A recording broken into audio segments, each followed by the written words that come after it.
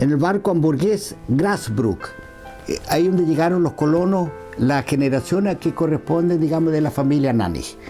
En 1856 a Puerto Montt, que en esos tiempos era Melipulli. Ahora, la primera gran desilusión fue, ellos venían muy ilusionados, venían, ¿me entiendes?, a una aventura nueva, le habían pintado todo este cuento con color de rosa, realmente venían a un mundo fantástico y una zona desarrollada. Ese era su objetivo a lo que ellos venían.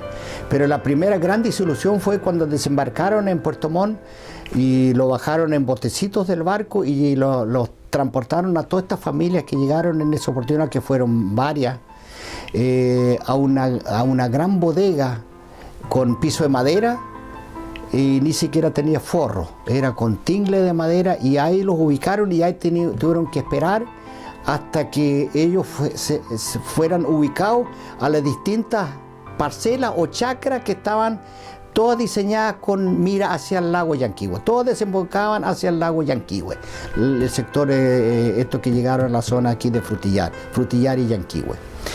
Vieron esto, ahí les contaron que esto era algo pasajero, que después los iban a llevar a su destino, entonces todavía seguían con cierta ilusión que iban a llegar a sus casitas donde lo iban a designar. Pero la otra tremenda desilusión y asombro fue cuando los llevaron a la chacra que les correspondía, específicamente la familia Nannig, que fue a la chacra número 41. Vieron que no había nada, no había casa, no había nada. Ellos tenían, y habían unos par de metros cuadrados, media hectárea, que estaba limpia alrededor del lago, y el resto ellos miraban, eran todo un monte, no podían ver hasta dónde llegaban, como decían y se comentó inicialmente. Para ellos más o menos vislumbrar hasta dónde llegaban, se subían al árbol más alto y miraban hasta dónde, si habían algo limpio, era todo puro bosque.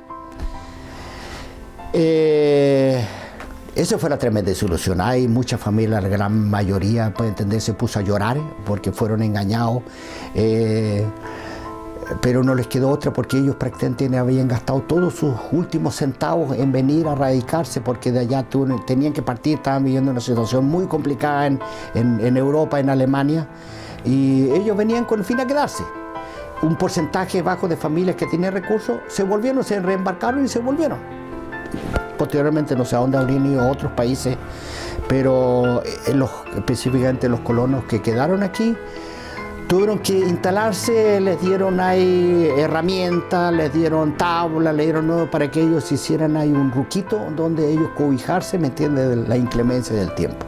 Y así empezaron, y así se forjaron. Ellos que venían de una zona ya desarrollada, para ellos en ese sentido, claro, podríamos decir, tenían esa ventaja porque sabían cómo hacerlo para poder explotar y para poder construir, tenían ciertos conocimientos, habían cosas que han visto eran distintos, que si hubieran venido de una zona de selva a otra selva, se habrían mantenido, digamos, como los orígenes.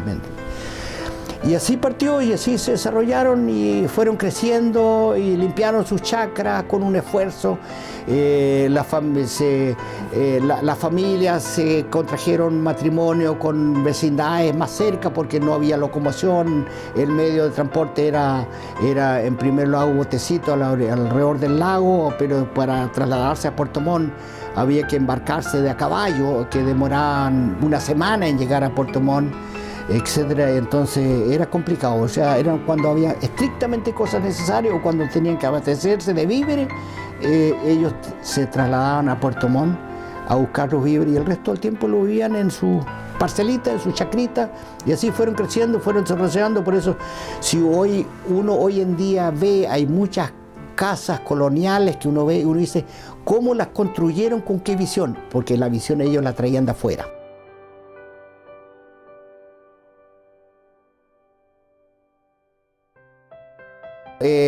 Mi padre es descendiente de cuarta generación. Mi abuelo ya compró una parcela hacia el sector más hacia el oriente, en Playa Maqui, que estaba un poco parte de la chacra de los colonos, ¿me entiendes? Que ahí quedó otros familiares, creo que fue específicamente, no me acuerdo exacto, pero una de las hermanas parece que quedó ahí.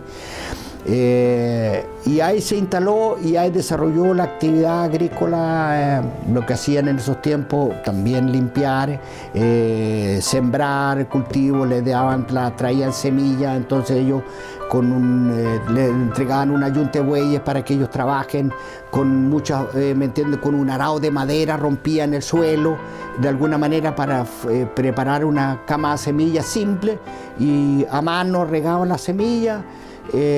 Para de alguna manera generar su propia harina, ¿me entiendes? Para el pan. Entonces eso lo cosechaban ellos a mano, cortaban la sementera, el trigo, y eso después ellos lo machucaban, ¿me entiendes? De alguna manera para separar el grano. Después ya se fue, porque como les digo, estos colonos venían de una zona ya desarrollada, una zona ya industrializada. Entonces, una vez que pudieron explotar y crear ganado, se hicieron las primeras importaciones de maquinarias que trabajaron en forma cooperativa, las primeras cosechadoras de plantas, etcétera, y así fueron creciendo. Fueron muy trabajadores, muy esforzados, trabajaban de muy temprano, antes de que salga el sol, hasta horas después de puesta el sol, sin levantar cabeza, y así fueron forjando y fueron limpiando esta zona. Esa es la zona más alrededor del lago Llanquihue, la que primero se limpió, y posteriormente, así como las familias fueron creciendo, específicamente a mi familia, mi abuelo Bernardo ya se adquirió un campo más hacia el interior, hacia el poniente, que todavía eran prácticamente en esos tiempos, cuando vino el ferrocarril, las primeras parcelas llegaban hasta la línea del tren. Y estos terrenos eran terrenos fiscales que podían ellos adquirirlos y los compraron, ¿me entiendes?, para establecerse. Y específicamente mi abuelo compró un campo para mi padre en la zona de Cancha Rayada, Casa del Medio. Ahí nací yo, ahí me crié, me eduqué, hice estudios superiores, soy técnico. Siempre me gustaba el suelo, yo quería ser médico veterinario, pero las cosas de la vida fueron años, ¿me entienden?, en que no se dio. La historia es un poquito larga, pero en resumen, ¿me entiendo? Fueron un año de cuando yo estuve terminando en esos tiempos de humanidades, fueron de muchas protestas, la información llegaba vía, digamos, telefónica. Entonces cuando yo di mi prueba del bachillerato, que era en esos tiempos que di la prueba de aptitud, los resultados, y ese año fueron, normalmente las pruebas del bachillerato eran fines de diciembre, principio de enero, ese año fueron muy tarde por un año con muchas protestas. Y las informaciones llegaron en marzo, y mi nombre, como es nombre todavía alemán, lo entendieron mal por teléfono. Y en la tabla que indicaron en Osorno no aparecía mi nombre aparecía como un nombre de mujer. Entonces yo fui a leer la lista y no aparecía, porque no había obtenido el puntaje. El tiempo iba avanzando, yo no quería perder el año, me inscribí en la Matei para estudiar. Y ya, por ahí por el mes de mayo, ya teníamos como 2 meses funcionando en el instituto, cuando le llegó la cifra definitiva escrita y todo, y efectivamente había tenido puntaje que podía entrar a la universidad, y yo quería estudiar veterinaria. Pero ya estaba tan avanzado, la universidad ya había empezado hace 2 meses atrás, entonces, iba a ser muy complicado.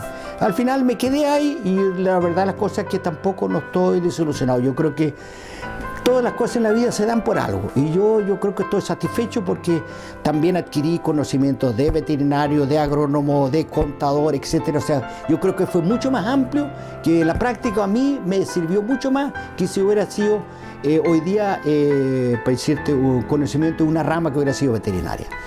Y como a mí me gustaba la agricultura, se ofreció el año 69 un arriendo de un campo que afortunadamente colindaba con el campo de mi papá, y ya ese arriendo yo lo tomé, a los par de años yo lo compré y ahí estoy viviendo. Aquí formé mi familia, me casé, nacieron mis hijos y hoy día me siento orgulloso de lo que he hecho, lo que he logrado, con buenas intenciones, con conocimiento y sin haber recibido, digamos, nada regalado.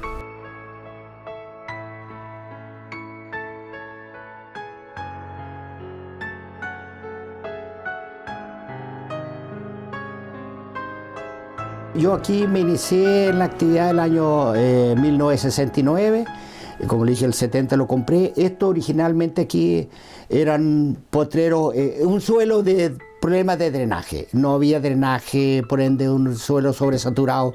Aquí el campo, la superficie, el 80% eran junco, eran junquillos, digamos, de la altura de un metro y tanto. Cuando uno pasaba con un caballo, el caballo no se veía, los animales tampoco no se veían. Y eso fuimos de alguna manera, lo primero que hubo que hacer es adquirir una máquina para destruir esta maleza y poder hacer laboreo en el campo y ver los desniveles para hacer drenaje, etc. Y hoy día estamos en lo que estamos, que si uno puede verlo, cuesta creer que esto hace tan poco tiempo haya sido un suelo tan improductivo.